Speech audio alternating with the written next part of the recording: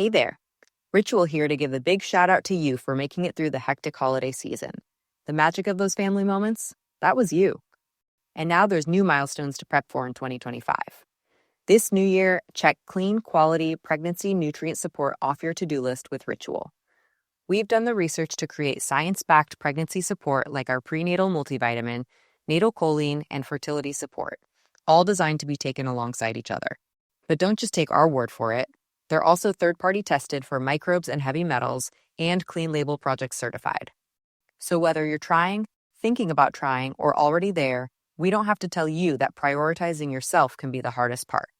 That's why we're helping you get started today with 30% off a 3-month supply for a limited time at ritual.com/podcast. These statements have not been evaluated by the Food and Drug Administration. This product is not intended to diagnose, treat, cure, or prevent any disease.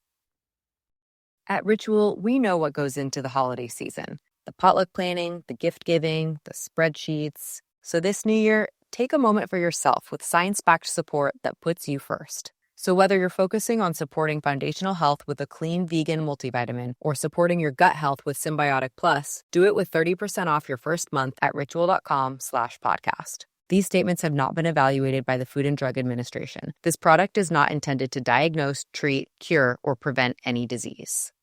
Hollywood, California, Monday, April 19th. The Lux Radio Theater presents Joey Brown, Helen Chandler, Roscoe, Karns, and William Frawley in Alibi Ike.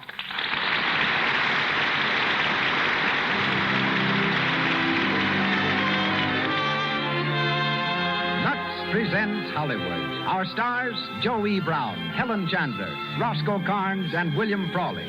Our guests, Mr. and Mrs. Babe Ruth and Russell Patterson, one of America's most famous artists.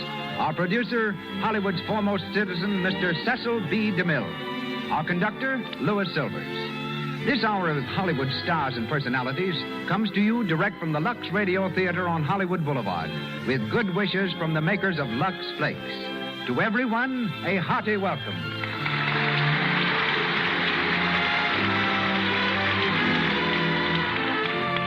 Before we start Alibi Ike, I have a tip for the ladies. You don't have to find alibis for Lux Flakes. From time to time, it seems to me I've heard women say, "This dress has never looked the same since I washed it." But I've never heard them say that about Lux Flakes. As a matter of fact, I have a letter here about a dress that took first prize in a contest after it had been luxed 9 times. This friend in Massachusetts writes, "I made my 8-year-old daughter a dress of very sheer voile. After the dress had been worn and washed for the 9th time in Lux, I noticed a contest for sewing. Appearance of material was a big factor. My daughter's dress looked so good to me that I entered it in the contest. It won first prize. That was 2 years ago. The dress is still in use and looks splendid, thanks to Lux. When you have a Lux dress winning over brand new ones, that's something. It just goes to prove, as the makers of Lux Flakes have always said, that any material that is safe in water alone is safe in Lux." And now our producer, ladies and gentlemen, director of more than 60 pictures, discoverer of many stars, Mr. Cecil B. DeMille.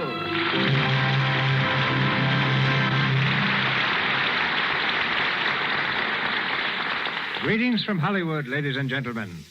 Tomorrow afternoon, when thousands of baseball fans storm grandstands throughout the country, cheering the opening of the 1937 season, they'll be honoring, quite unconsciously, a boy from Cooperstown, New York.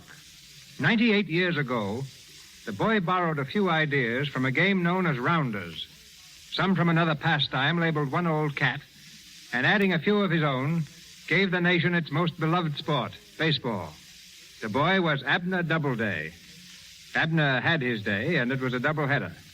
He not only threw out the first ball in the first baseball game, he aimed the first shot fired from Fort Sumter in the war between the states, in which he became a general. It's to Abner the schoolboy and the game he created that the Lux Radio Theater tonight pays tribute in presenting Joey Brown, Helen Chandler, Roscoe Karns, and William Frawley in Alibi Ike. Our play is based on the Warner Brothers picture, which was based on the story by Ring Lardner, making a 2-base hit. Put Lardner's dialogue in the mouth of Joey Brown, and there it enjoys a range and scope I am sure no other actor could provide. Joe warmed a bench with the New York Yankees for about 4 years and comes to us tonight as Frank Alibi Ike Farrell. In the part of Dolly, making her 5th appearance before our microphone, is one of the most accomplished and lovely young ladies of the theater and screen, Miss Helen Chandler, applauded recently on Broadway in Pride and Prejudice and Lady Precious Stream. She played in London in Boy Meets Girl and is now starring in the same comedy on Hollywood's legitimate stage. With Joe from the original picture cast, we welcome Roscoe Karns, to whom I gave his first important part, as Carey, and William Frawley as Cap Finley. And now, let's dust off the Lux Radio Theater's home plate. The players are walking onto the field. The batteries, Joe E. Brown, Helen Chandler, Roscoe Karns, and William Frawley in Alibi Ike. Batter up, play ball.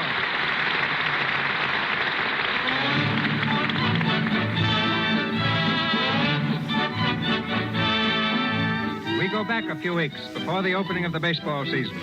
Throughout the country is heard the old familiar thud of the ball in the glove, the sharp crack of the bat as a stinging grounder zips over the infield. In Winter Haven, Florida, the Chicago Cubs are preparing for the National League pennant race.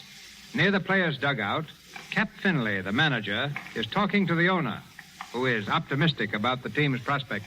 All right, stick it right in there, Shorty. That's it, Mike. That's all right. Here you are.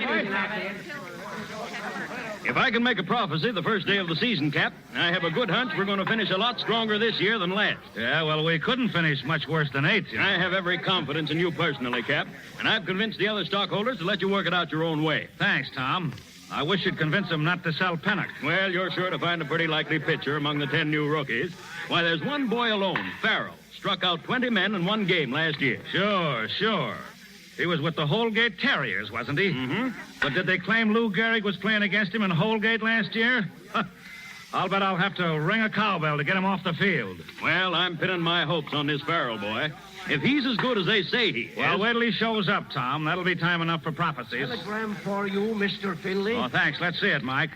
I never had a telegram yet that wasn't, well, for the... What is it? Get this. It's from your white hope, Farrell. Listen. Reporting today. Sorry I was late, but my calendar was wrong. What? Oh, his calendar was wrong. Now, there's an alibi for you. Maybe you can pin your hopes to that. Well, it doesn't sound very encouraging. It sounds to me like we're taking on a screwball. Well, try not to worry, Cap. It'll all turn out. I'll see you up at the hotel. Okay, Tom. All right, you guys, get going in there. Come on, Terry. Come on, Mac. Come on, get hustling in there. This ain't no junior prom, you know. What the? Hey, get that car out of here, will you? Get off the field, you bonehead. Get that. Hey! Hello, boys. Say, what are you trying to do? Murder somebody? Let me at him. Now, wait a minute, boys. Wait a minute, will you? I'll take care of this guy. Get back to work there, you fellas. Go on, now, all of you. Get back in there, I tell you. No hard feelings, boys. After all, I didn't hit nobody. Now, listen, you. Take that sardine can you're driving and get out of here before I kill you. Say, maybe you don't realize who I am. Oh, yes, I do. You're Ty Cobb, but you got your face lifted to fool the pitchers. Now, listen to me. This is a ball club, and you're on the field. Beat it. Wait a minute. Ain't no ball club without a pitcher, unless they've changed the rules this year. Well, they've changed them, but not enough to let you into the park unless you're on a leash. Now, get out of here. Hey, wait a minute. I'm on the team. My name is Farrell. Farrell? Sure. Frank X. Farrell. Well, why didn't you come in through the gate and give your name at the office? Well, I was afraid if I let on who I was, all the help would quit work and come out and watch me.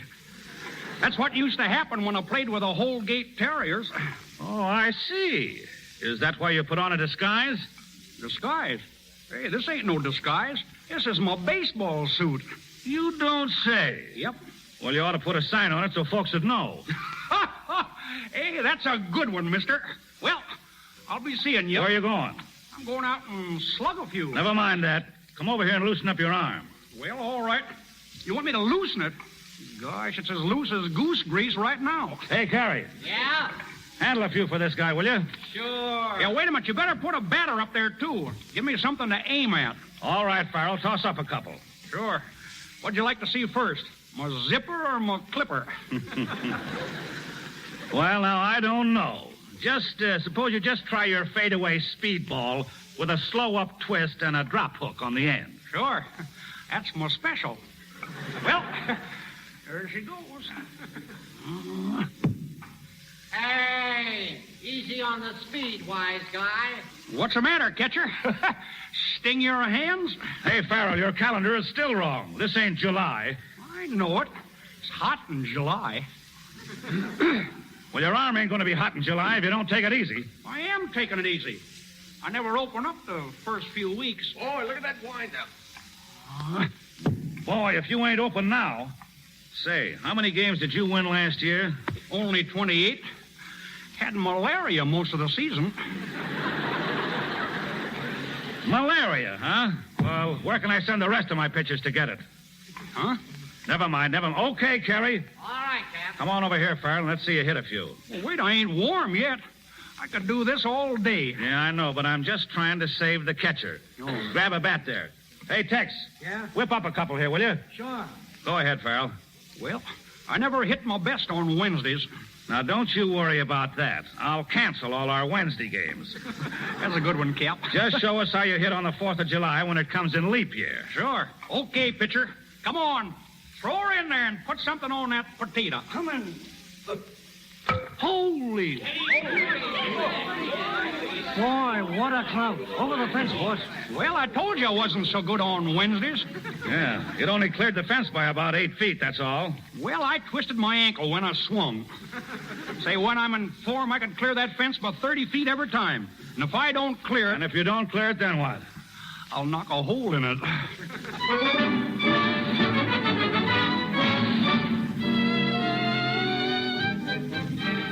One moment, please. Hello, Winterhaven Hotel. I'll see if he's in. Hello. Paging, Mr. Sullivan. Paging, Mr. Blake. I tell you, Cap, this guy Farrell is the best rookie pitcher I ever saw. Why, he's terrific. That was only an exhibition game this afternoon, Tom. But he was good. Why, he struck out 12 men. Yeah. He looks good pitching strikes. But the first wild pitch he ever throws will cost us the game. Huh? What do you mean? The game will be called for darkness while he's still apologizing. Hello, Cap. Are you ready to go, Cap? Yeah, sure. Tom, you know my wife. Of course. How are you, Mrs. Finley? Fine, thanks. And this is my sister-in-law, Dolly Stevens, Mr. Johnson. How do you do? How do you do? Well, if you folks will excuse me. Sure. We were just going to the movies. Have a good time. See you in the morning, Cap. Okay. Something on his mind, Cap? No. We were just talking about Farrell. Did you see the game this afternoon? Oh, I did. And I can tell you right now the women are going to love him. He's awfully cute. Who? Why, Farrell, the rookie pitcher. Cute. Come on, let's go. Wait a minute. We've got to get someone for Dolly. Oh, okay. Who do you like, Dolly? Cap, you're as blind as an umpire. Can't you see she's crazy to meet Farrell? Crazy to meet... Well, she'd have to be. Now, but Bess, I didn't Go say that. on, Cap. Round him up. All right. The last I saw of him, he was heading for the billiard room with Mac and Carrie. I'll see if I can find him.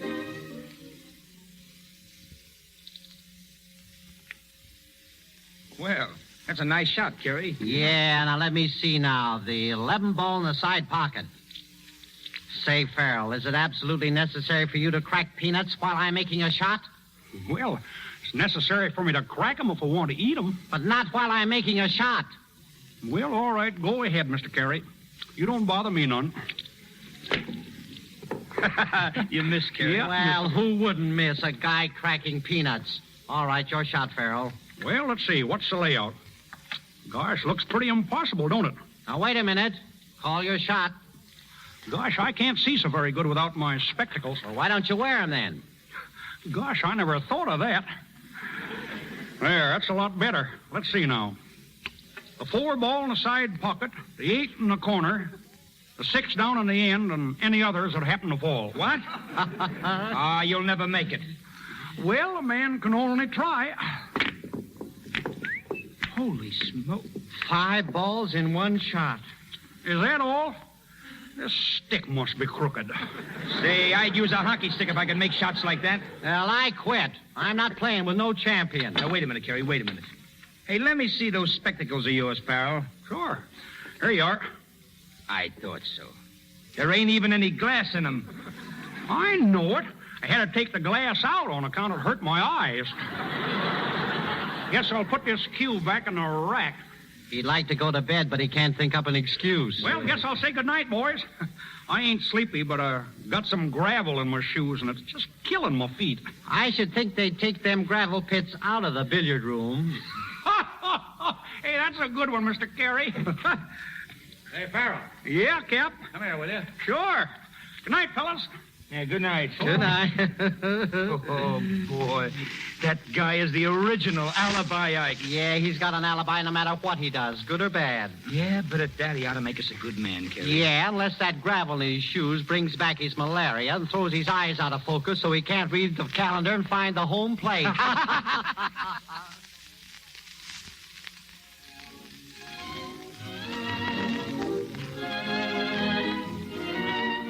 So we thought you'd like to come along with us, Farrell. It's a swell picture. Well, I'd like to, Cap, only... You ain't turning in yet. Who, me? No. But I ought to stay around the hotel in case there's a telegram. Why, you expecting one? No, not exactly. But there's lots of times that comes when you ain't expecting them. Oh, here's the girls now. Oh, you all set, Cap? Oh, evening, Mr. Farrell. Good evening, Mrs. Findlay. Come here, Dolly. I guess you recognize Farrell from seeing him play. This is my sister-in-law, Farrell, Dolly Stevens. Huh? How do you do, Mr. Farrell? Well, gosh, I mean, how do you do? I hope you've been telling Cap you can go to the show with us tonight. Well, sure No, I he can. can't come, Dolly. He's got to stick around for a telegram. Oh, yeah. But I guess it's no use anyway. You see, the office where that telegram might come from ain't open after 6 o'clock. Oh, I see. Come on, folks. The car's outside. Well, let's hop in and get going.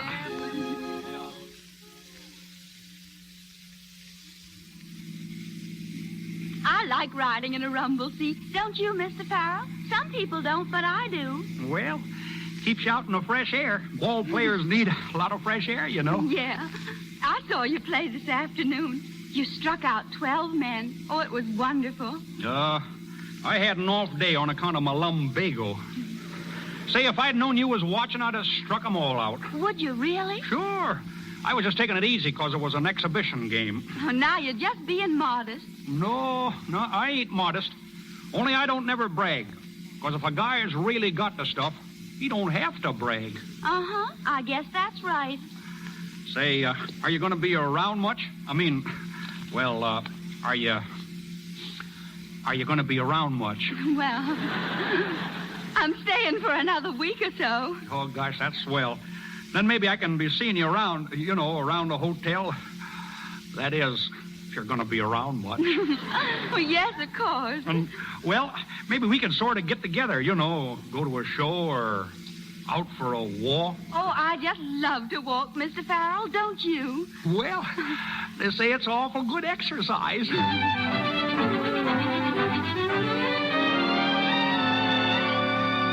Paging Mr. Short, paging Mr. Devers. Your deal, Mac. Yeah. Oh, hey, Carey. Carey, look who's coming across the lobby. Alibi Ike himself. I'll bet he's got another date with the Cap's sister-in-law. Yeah. Hiya there, Ike. Oh, hello, fellas. Where you going, Ike? Oh, no place special. Just out. Well, it's raining cats and dogs, Ike. You'll get soaked. Oh, I don't mind that. Nothing like walking in the rain to keep your arm in shape. Well, how about Mac and I coming with you? Yeah. No, you better not. You fellas might get a cold. Oh, Francis, I'm ready to go if you are, Francis. Oh, yeah, sure. Well, so long, boys. This way, Miss Stevens. All right, Francis. Did you get that? Francis. He's alibied himself out of his name.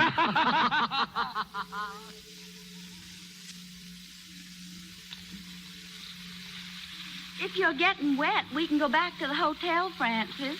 Gosh, no. I like sitting in the rain with you. The park is kind of deserted. Sure. That's why I like it. Yeah, I like it, too. Do you? No kidding? Yes, Francis. Oh, gee, I wish... What? I wish you wasn't going north tomorrow. Oh. Yeah, but the team's leaving in a few days, too. You know you're crazy for the season to begin. Oh, I do hope the team does well, Francis. Cap's whole future depends on this season. Oh, Cap ought to stop worrying. I feel fine. I just can't wait to read about your winning that opening game. Yeah, but you won't be there to see it. No. Oh, I hate going home and leaving... leaving the club. You'll write to me, won't you? Right? Oh, sure. But gee, Dolly, I wish I could tell you. What, Francis? Well, how much How much you what? Well, how much I... Well, Francis, you're getting a cold. No, no. I ain't... Oh, come on, Francis. We've got to get back to the hotel. Well, I guess maybe we got to go back. I'd hate to ruin the team's chances by getting sick.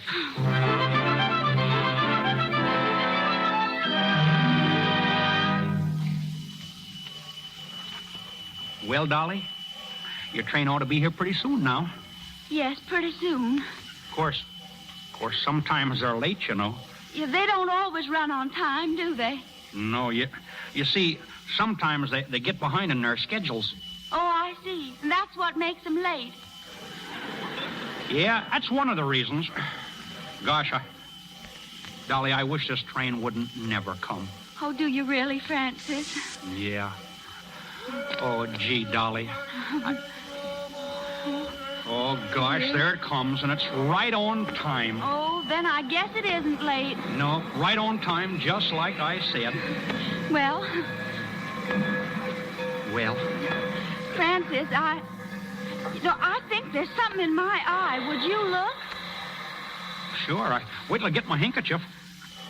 Which eye is it? Oh, you'll have to come closer, Francis, much closer. Francis. Well, Francis?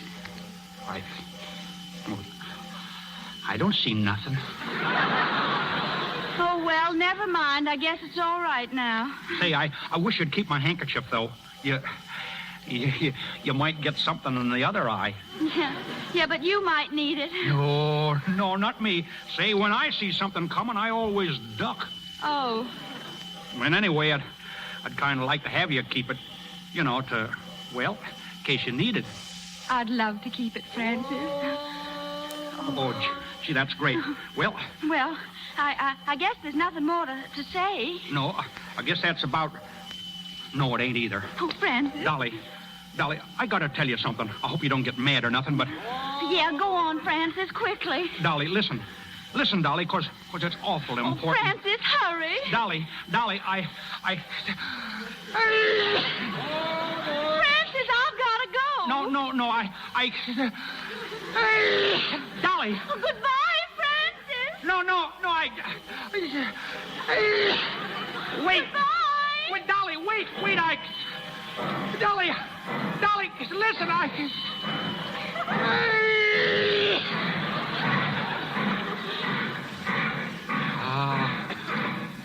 shucks.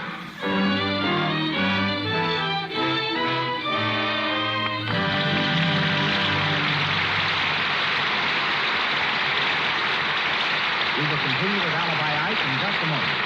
But first, I want to take you to a kitchen shower the girls are giving for Betty Ann, who is to be married on June 5th.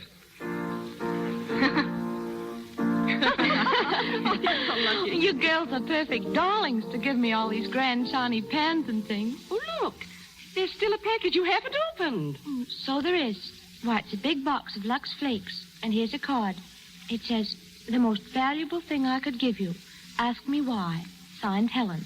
All right, Helen, tell her. When the girls told me about your shower, Betty, I said to myself, there's one thing this old married woman has found out, and I think it's something a bride should know. I'm all ears. Out with it. Well, you may not think it's not important now, but honestly, it makes a big difference how you wash your dishes. Oh. No, really, I mean it. There's just no romance in dishpan hands. Men may respect them, but they don't admire them. So, my advice to you is to steer clear of kitchen soaps for dishes. I found them very drying.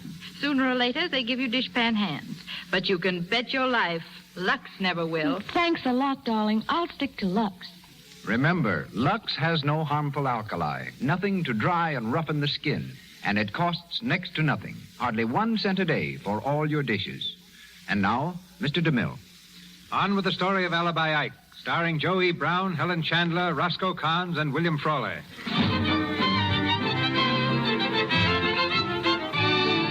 It's 2 weeks later, the night before the big opening game. In his hotel room in Boston, Alibi Ike Farrell is sprawled face down across the bed, reading a letter. The letter is from Dolly Stevens, and Ike's expression is the essence of bliss as he reads softly. Dear Francis, I'm so thrilled I can hardly write. Bess tells me that Cap may let you pitch the opening game. How I wish I could be there to see you win. God. Hiya, Ike. Hiya, boy. Oh, hello, fellas. Hiya, Carrie. Hiya, Mac. Say, what are you reading there, Ike? This? Oh, it's just a kind of a letter. A bill? No, it's not exactly a bill. It's a letter from a fella I used to go to school with. Thought you told us you never went to school. Yeah, but this wasn't no school. It was a college. Well, how could you have gone to college if you didn't go to school? I didn't. It was the other fella that went to college. I would have went, but there wasn't no college where I lived. No? Thought you said you lived in Kansas City. Well, I did, but we moved. Uh-huh. Where'd you move to? Nebraska. Well, they got colleges there, ain't they? Yeah, well, we didn't live right in Nebraska. Near there. Oh. Say, you get one of them letters every day. What does your friend write you so much about? Oh, he's telling me about a ball player, a friend of ours. Tells me what he does every day. Yeah? That looks like a girl's writing to me. Well, a girl did write it. You see, that's my friend's sister writing for him. Well, didn't they teach writing at this college where he went? Sure, but he got his hand cut off in a railroad wreck. Well, I should think he'd have learned to write with his left hand by this time. Well, it's his left hand that's cut off. And he was left-handed. Good night, boys. Yeah, good night. Paper! Cubs win opener. Farrell pitches no-hit game. Here you are. Read all about it. Hey, y'all, paper! Farrell wins 14 straight games, paper! Here you are. What do you read, paper? Farrell wins again. Cubs in second place. Farrell wins again.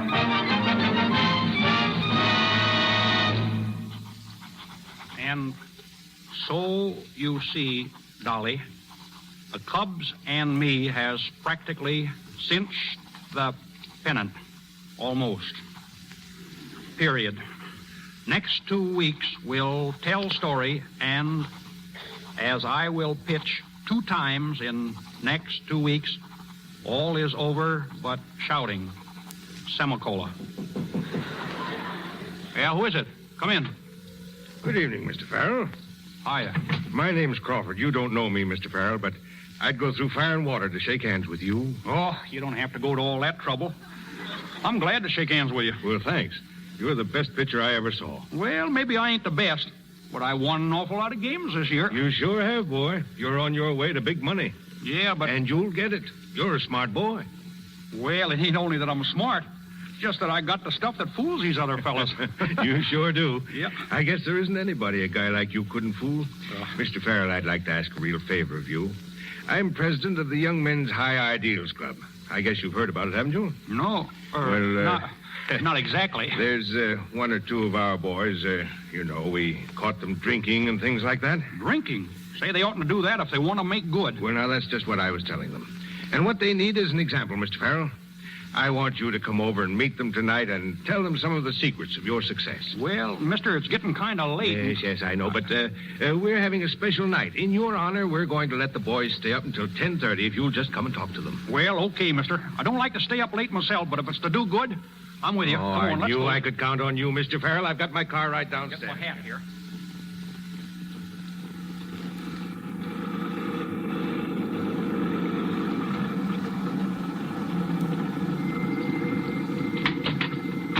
This is it, Mr. Farrell. Right up these steps. You mean this is a house where they're holding a convention? That's right. Gosh, it's kind of dark, ain't it? Right in here, Mr. Farrell.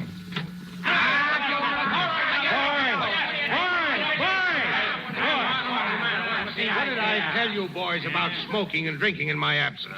Now put those bottles away and douse those cigarettes.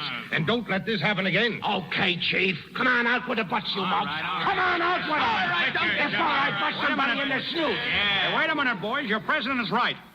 Where would I have been today if I'd have smoked? I give up. Where? Quiet, Muggsy. Boys, I had a little talk with Mr. Farrell on the way over, and he says his next 2 games are in the bag right now. That's right, fellas.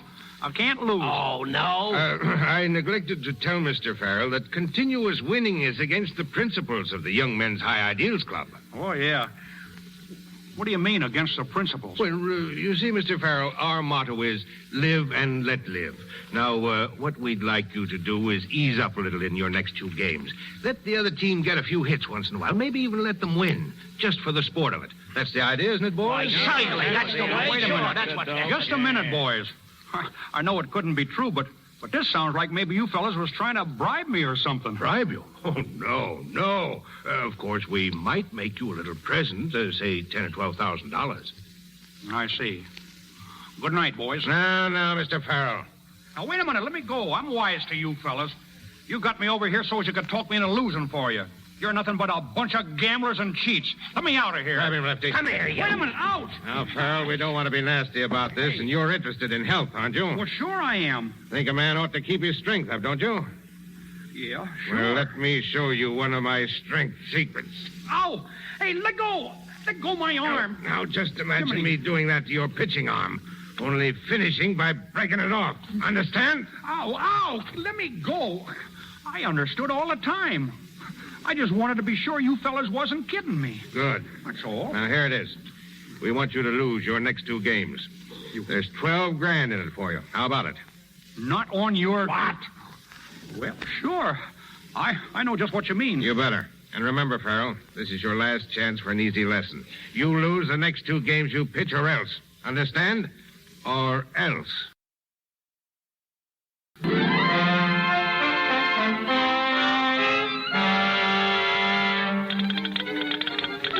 Telegram to Mr. Frank Farrell, Hotel Continental, Boston, Massachusetts. Dear Francis, arriving tonight to watch you win your next 2 games. Thrilled at thought of seeing you again. Signed, Dolly.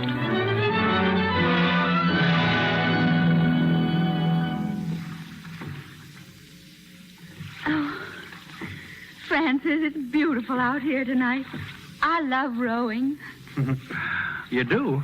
Well, I'll let you handle the oars for a while if you want. Oh, no, I mean, well, just being out here on the lake with you.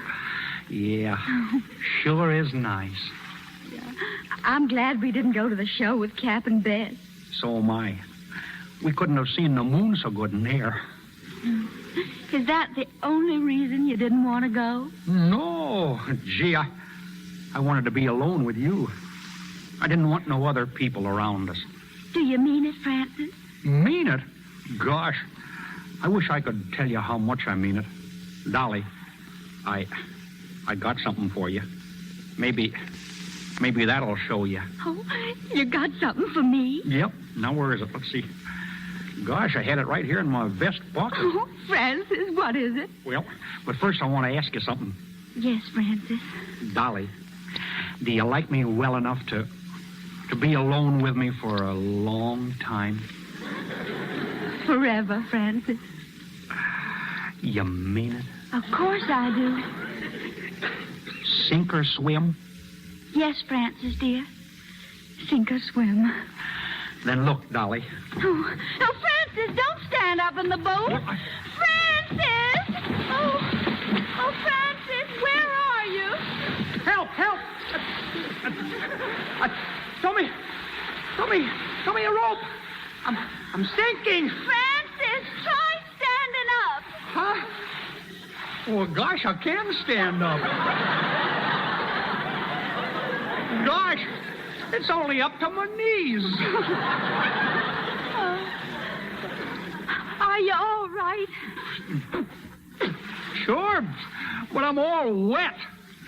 Look, Dolly, here's what I had to give you.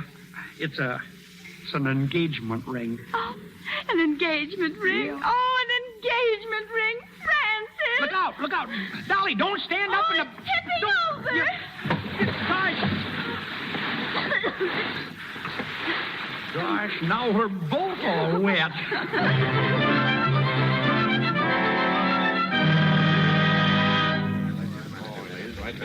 Hello, Hotel Continental. One moment, please. Hello, Hotel Continental.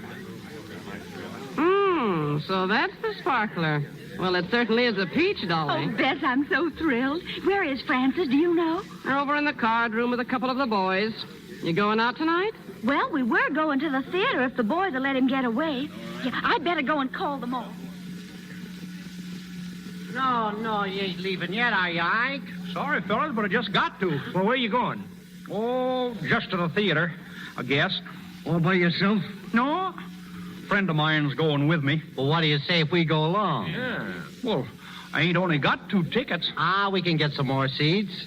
They're all sold out. Well, the scalpers will have some. Sure. Yeah, but you don't want them. Show's rotten. Well, I'll buy your tickets from you if you don't want them. Nope. I wouldn't cheat you. Well, say, what are you going to do with your girl? Leave her here at the hotel? Girl? What girl? The girl you had supper with. Oh, her. Oh, gosh. She just happened to sit down on my table, that's all. Uh-huh. Is that why you gave her that ring, for sitting down? I give her the ring? Well, didn't you? No, I didn't exactly give it to her. I lent it to her. Oh, yeah? Well, I wouldn't lend no ring to no strange girl if I was you. Oh, I guess she's all right. I'm kind of tired of the rock anyway. When a girl asks you for something, well, what are you going to do? Well, so long, boys. Now, wait a minute, Ike. I got a bet with Mac, and it's up to you to settle it. I bet that you and Dolly were engaged to be married. Huh? Oh, no. Not exactly engaged. Now, look here, Ike. This costs me real dough if I lose. Now, cut out the alibis and give it to us straight. Cap's wife told us you was roped. Well, I don't want it to cost you no money, Carrie. You win. Oh, you got a swell girl, Ike. Yeah, she's a peach. You're a lucky guy, Ike. Well, I guess she's okay. I don't know much about girls. Never seen none that I'd fall for. That is till you seen this one. Oh, well, she's okay. But I wasn't thinking about getting married yet a while. Say, who done the asking? Her? No, not exactly her, but sometimes a man don't know what he's getting into. You take a good-looking girl, and a man generally always does just about what she wants him to. Say, the girl isn't living that could lasso me. That is, unless I wanted to be lassoed. Oh, I don't know. When a fella gets to feeling sorry for one of them, it's all off. Well, so long, boys. So long. See you later, Ike. So long. What, Dolly? I didn't know you was waiting out here. No? Well, it happens that I was. And it also happens that I heard every word you said in that room. Dolly, oh gosh, listen. I didn't understand you were just feeling sorry for me. But you're right about one thing. It's all off. Here's your ring, Mr. Farrell. Oh, gee, Dolly, wait a minute, Dolly. I didn't mean it. Honest, I didn't. Dolly, you gotta listen to me. Let me explain. I don't ever want to speak to you again. I'm sick of your alibis. And I've no intention of spending my life with a man who apologizes for me every other word. Goodbye. Dolly, wait. You gotta... Wait a minute. You can't do this. You don't understand. It's all a mistake. Going up? Dolly. Gosh.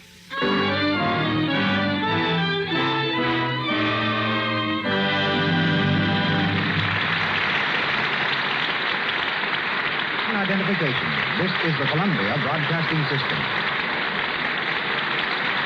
This is KNX, Los Angeles, the voice of Hollywood.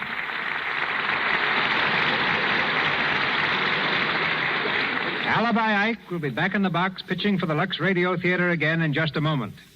For that moment, we will talk with a real baseball player, considered by many the greatest of all time, Babe Ruth. You know him, of course, as the home run king, with 714 home runs in his crown.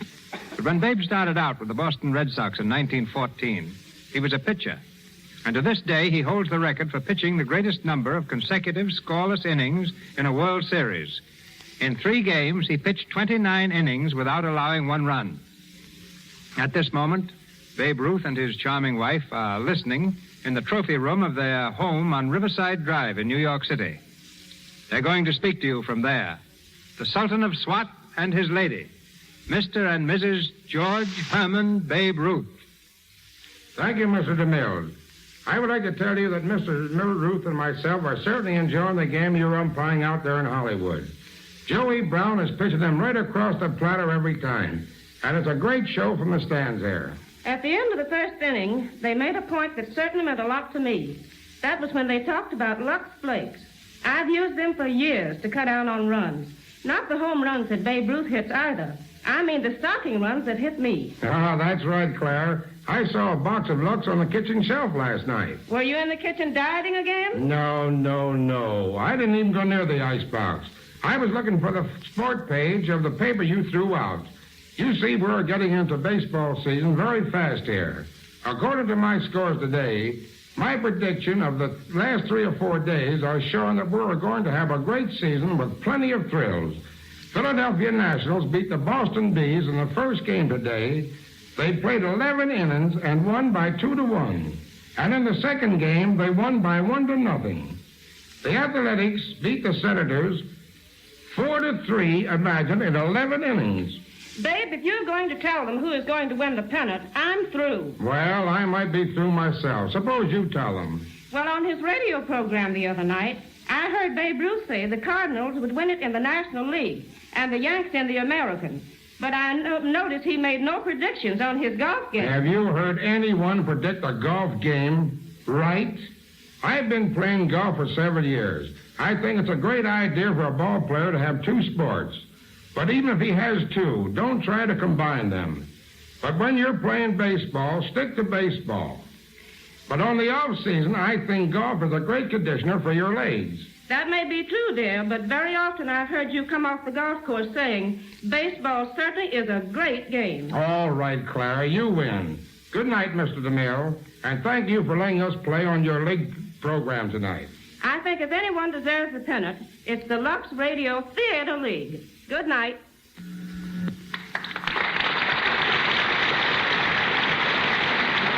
Thank you, Mr. and Mrs. Babe Ruth. We're back in Hollywood now with Joey Brown, Helen Chandler, Roscoe Karns, and William Frawley in Alibi Ike.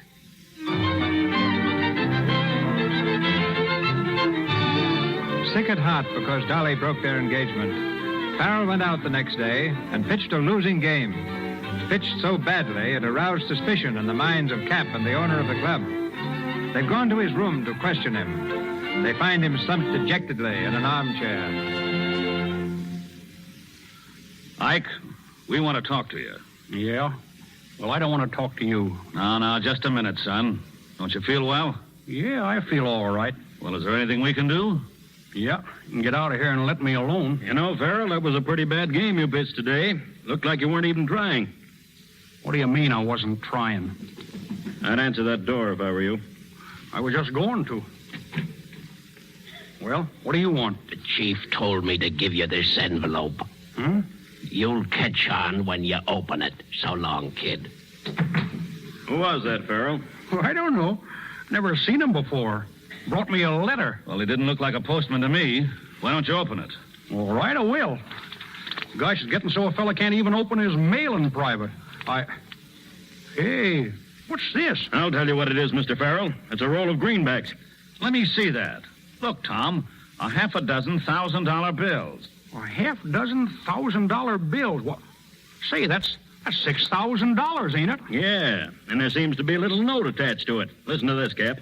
Nice going, kid. Keep up the good work. How do you like that? What about it, Farrell? Well, I don't know nothing about it. Gosh. Say, they must have thought that I was losing that game on purpose for them. Who sent this? Well, I don't know. I can't remember his name. Oh, you can't. Farrell, I never thought you'd do a dirty trick like this. Say, you don't think I threw the game? No, this is just a coincidence. Why, if it wasn't for the scandal, I'd let you explain it to the judge. Wait a minute. Say, I wouldn't throw a game if my mother was playing on the other side. You won't have a chance in this club. Pack your things and get out. And if you ever put on a baseball suit again, I'll put stripes on it for you. You mean I'm canned? Yeah, and it starts right now. All right, then let it start. A couple of fine fellas you are. When I was winning, you thought I was a hero. And then the first time I lose a game in 2 months, you come around claiming I'm a crook. Well, you can keep your ball club. I'm through with you for good. Now get out of here. Get out of here and let me pack my suitcase.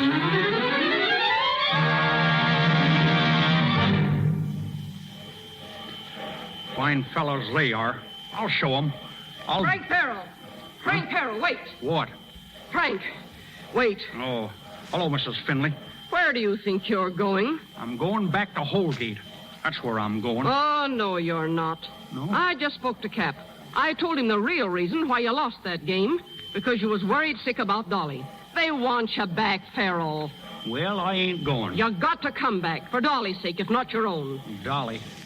Gosh, she don't care if I never come back. Yes, she does. Yeah? I spoke to her long distance last night.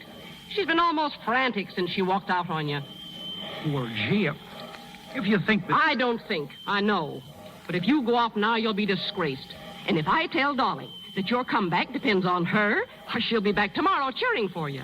But do you think she'll really forgive me? Sure. If you'll promise to give up those alibis. Well, promise? Gee, I'd get right down on my knees now. Only I got such a bad case of Charlie horse. Never mind that. Come on back to the hotel. Cap and Mr. Johnson are there waiting for you. And we're sorry, son. Yeah.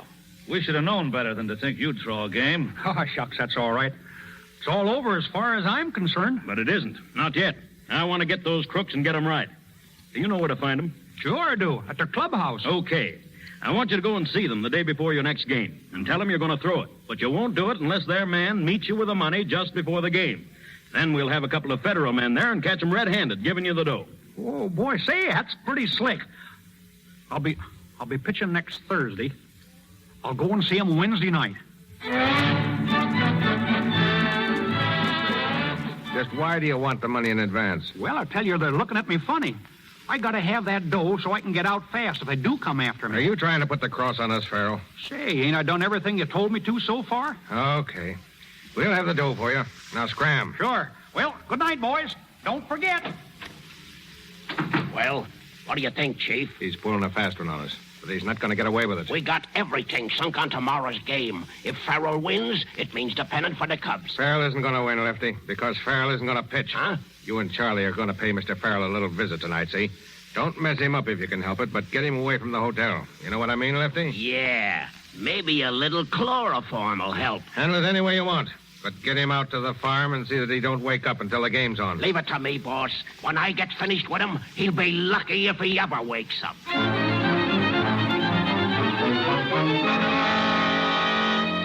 PR paper, Farrell disappears.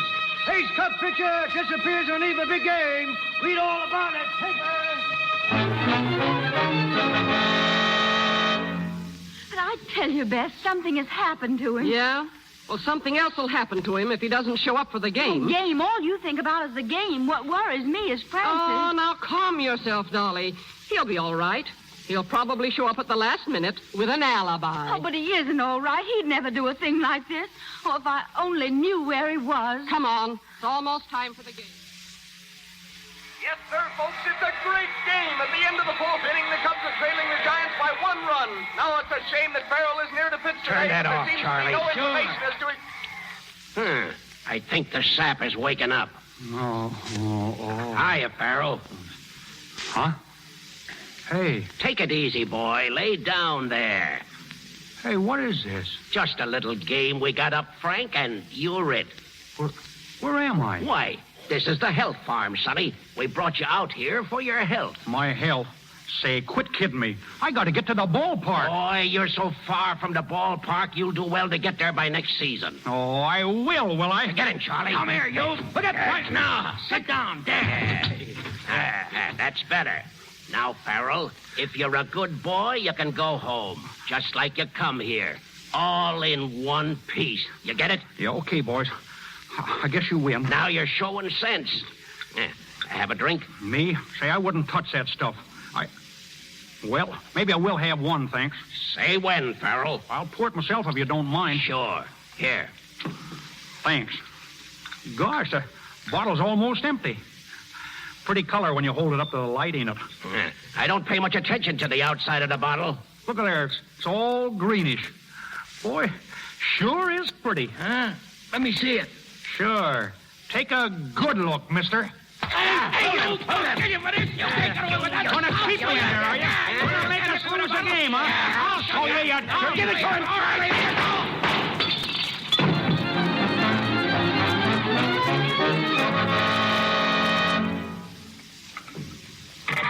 What a game, what a game. It's the last half of the ninth inning, folks, and the Cubs are at bat. There's 2 runs behind and there's 2 outs, but there's a man on second, and that crowd down there is going mad. It looks as if the Cubs are licked, but you never can tell. Strike 2. Well, it looks like the finish, Carey. Yeah, here goes the pennant, Cap. Wait till I find that guy Farrell. I'll kill him. So help me, I'll murder him with my bare hands. Ball 3. Oh, 3 and 2 on Knack with a pitcher coming up. I'll have to put in a pinch hitter if I get the chance. Hey, Cap! Cap! Look! Who is that? Holy... Why, it's Farrell. Hiya, Cap. Hiya, Gary. Come here. Fellas. Come here, you. Where have you been? Don't ask me now. Just give me a bat, that's all. Give me a bat. Ball 4. Take the base. That puts it up to me, Cap. Hey, somebody give me a bat. Wait a minute, Farrell. Listen to me. Are you on the level? Do you want to win this game? Do I want to win it, guys? Let go of me. All right, but remember this. You've got to get a hit. 2 runs will tie the score, and there's 2 men on. I know it. If you strike out or pop a fly, I'll murder you. Oh, listen, Cap, I'll sock that peel so hard, it'll rip the horsehide off of it. Let me out of there. Hand her up. That's me, Ump. Farrell, pinch hitting for Rossi. Merrill, batting in face of Rossi. Merrill, batting in face of Rossi. Merrill, batting in face of Rossi. Thanks, folks. All right there, Mr. Eckhart. Just put her in there and duck. Strike 1. You're right, Umps. Looked all right to me, too. Get up to the plate. Okay. Gee, I hope you can put another one in the same place. Why, gosh, you did it. 2 strikes, huh? Hey, I better get down to business. Don't worry, Cap. Only takes 1 to smack it. Get in the batter's box. He hit it. Look at him go. 2 runs in. Cap, he ain't stopped at third. He's stretching it into a homer. Come on. Slide you down southpaw slide. Safe. He stays. A homer. That gives us the game, Cap. And the pennant. Come here, Farrell. Hiya, boys. Hiya, Cap. Farrell, that was terrific. Oh, Hey, swell think work, of my guys. hand. Oh, shucks, that was easy. I didn't even knock it over the fence. Cap, we did it, Tom. We did it. I'll say you did it. And listen, we got that crook, Crawford. We traced the money to him and nabbed him a few minutes ago. Nice work, Mr. Johnson. I'll help you get the rest of them myself. Oh, Francis. Dolly. Oh, gosh, you come back. Of course I did. And, oh, Francis, I was so worried about you, but you're safe, aren't you, darling? Safe? Say, I was safe a mile. And Dolly, if you'll stick by me, I'll be a new guy. From now on, I'll change completely. Honest, I will. Oh, Francis, of course I'll stick by you. And the engagement is on again? Oh, yes, Francis. Oh, gosh. Dolly, I'll never alibi myself again as long as I live. Hey, let us through here. Hey, Farrell, give us a story for the paper, will you? Boy, sure. What do you want to know, boys? Well, I want to know why you let 2 strikes go by without moving your bat. Why? Say, how'd you like to be hitting when you got a big cinder in your eye?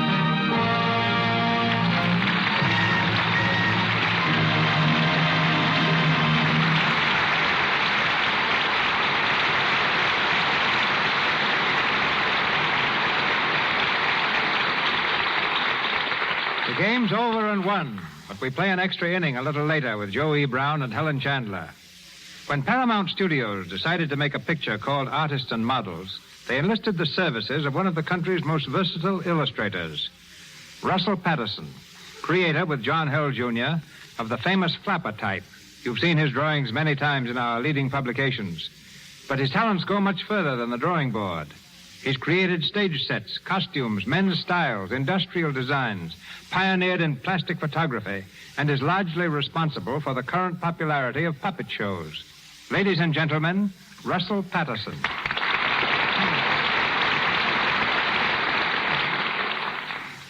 Thank you, Mr. DeMille, but I'm only one of the several illustrators who'll be working in Artists and Models.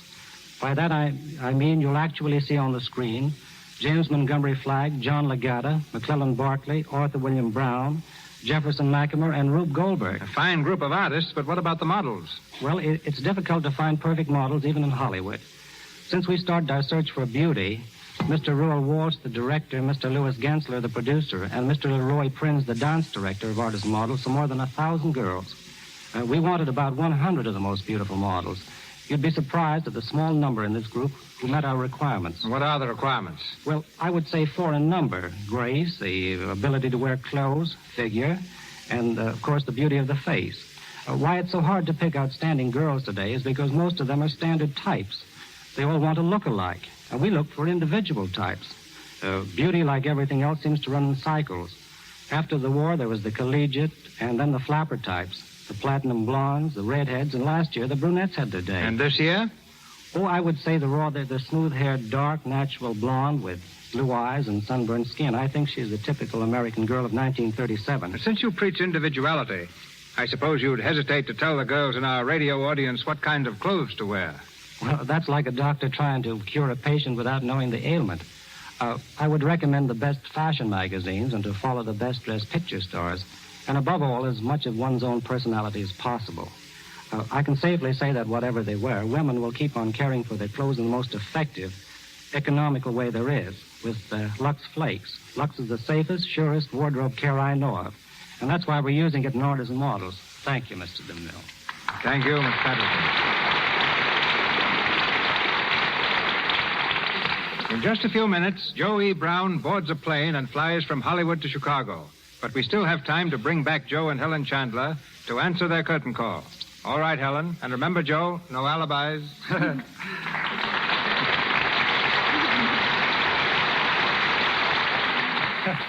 Thanks, CB. Of course, I'm not in very good voice. Beginning already? Now what's the matter? Did the play take it out of you? Play? Gosh, no, but I've got to protect my voice for tomorrow. Didn't you hear, Mr. DeMille? Joe's going to Chicago to become a radio announcer. He's describing the game there tomorrow between the Pittsburgh Pirates and the Chicago Cubs. Helen, it's nothing at all. Nothing at all. How long are you going to be a sports commentator, Joe? Oh, about a month, I guess. Unless I find that I bit off more than I can chew. I'd say that was impossible. Huh? Cut it out, will you? No, CB. Joe, I think it'd be awfully nice if you'd say something about our product. Product? What product? You don't know what our product is? Well, it seems that I do kind of recollect hearing tell of it. Yes, of course you do. Why, everybody uses it for keeping clothes nice. You know, and washing dishes. Clothes? Mm-hmm. Washing dishes? You know, Joe. You know, it comes in a box. You get it at the grocery store. Big letters on it. L-U-X. L-U-X. Now, tell me. Oh, Lux, sure. Well, why didn't you say so in the first place instead of beating around the bush? Guys, our house is just about filled with Lux. I say, those flakes are a home run in the ninth inning with 2 out and the bases loaded. Of course, I don't do the washing, but it seems to me... No, that's enough. That's enough. Don't spoil it. Joe, I understand you're a sports writer, too. Yes. I'm writing a column for the Los Angeles Examiner. They picked the craziest name for my column, though. They call it Saying a Mouthful. Gosh, that don't seem to fit me. Not if it's only a column, Joe.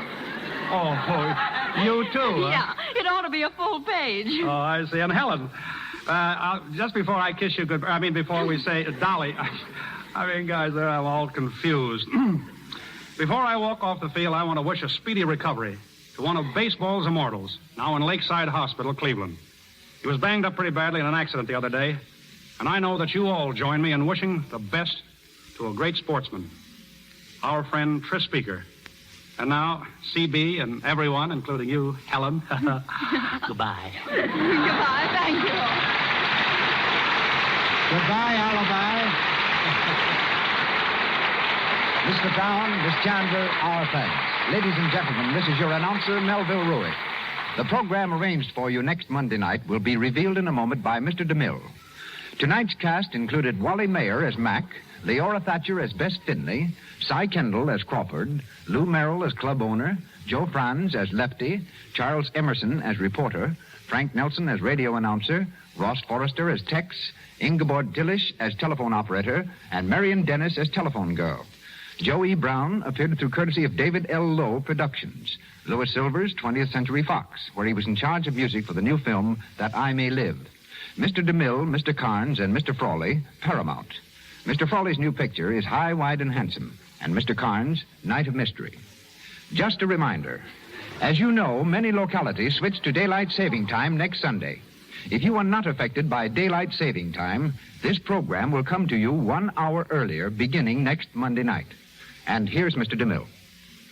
Next Monday night, the Lux Radio Theater brings you two of the most outstanding personalities Hollywood has ever given the world, Robert Taylor and Irene Dunn. Our play, Magnificent Obsession, based on Universal's picture from the celebrated novel by Dr. Lloyd C. Douglas, one of the most inspired stories of our day. Our radio version will find both stars resuming the same roles they filled with such distinction on the screen. Miss Dunn as Helen Hudson, Mr. Taylor as Bob Merrick.